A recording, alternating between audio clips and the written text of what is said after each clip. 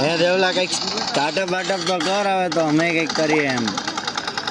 શું કેવું હોય દક્ષોળા તારવામાં? હે હમણાં શું કીધું તે? દેવ ખુદ એક સ્ટાર્ટઅપ હે.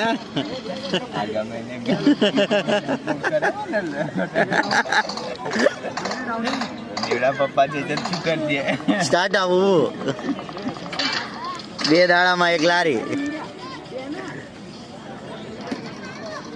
દેવા આપણે તો રોડ ઉપર ઓલા નહીં ઓલા બેતા હતા ગાયત્રી મંદિર એ આપણાથી વધારે કમાશે.